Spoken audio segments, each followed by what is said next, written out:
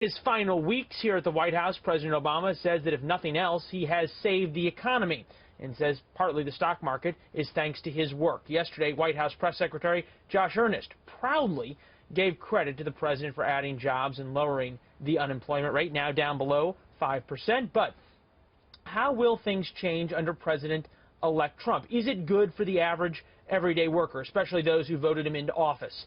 Talk about that. United Steelworkers International President Leo Gerard from the great city of Pittsburgh. Leo, nice to see you, sir. City of champions, man. Well, go Steelers, as it were. As we're talking here, you get this sort of sense that there's two different narratives here. The White House says, hey, look, we save the economy for folks who are blue-collar Democrats, for low-income, middle America. We save the economy. Yet it was union workers, blue-collar Democrats in Pennsylvania, in eastern Ohio, and Michigan that put Mr. Trump in the White House. So is the White House right about this, or was Mr. Trump right about it when he won at the ballot box? Look, I think that they're both right about it.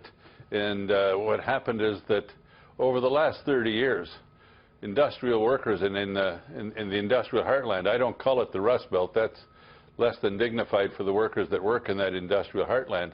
But the fact of the matter is that they've had flat wage growth, they've had loss of literally millions of jobs through bad trade deals. And just before I came to the show today, I did a bit of research. I went back 10 years looking at what China, Mexico, and South Korea has done with regards to trade deficit. Just on durable goods, our trade deficit with China accumulated is $2.9 trillion.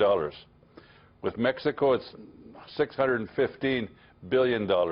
We've heard these numbers, sir. We've heard them for a long time. I'm making the point that these trade deficits have cost us industrial jobs, and they've forced wages to be flat.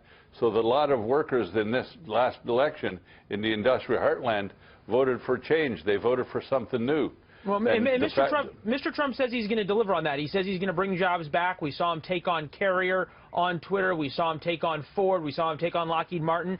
And just this week, Toyota Motor, he said in a tweet, will build a new plant in Baja, Mexico to build Corolla cars for U.S. No way. Build plant in U.S. or pay big border tax. And I'm guessing, based on what you've said so far about the trade deficit, you're in favor of a big tariff tax. Let me tell you what our union has done right after the election. And in fact, to his credit, President-elect Trump ran on the steelworker agenda. This is the stuff we've been saying for 30 years. And in fact, if he wants to repeal and replace NAFTA, we're going to help him. If he wants to repeal and replace China, we're going to help him. If he wants to put, you take Carrier, for example, if they're going to make furnaces in Indiana, move that to Mexico. Mexicans don't buy many furnaces, then bring those furnaces back to America. You're darn right there should be a big duty on those. There should be a big tax. Do you worry at all that the countries that we put a big duty on are going to turn around and put a big duty on U.S. goods? That the same people in wait, hold on, let me finish the question. No, that's malarkey. People in it's malarkey that there's not going to be a trade war? Look, we're in a trade war now, man. All you got to do is look at the statistics. We got almost a $3 trillion. But wait, hold on. Well, let me finish now. Let me finish now. We're in a trade war now. We're just not fighting it. Leo, we're going to bring you back to discuss this. In the meantime, we've got to break in, return to our top story.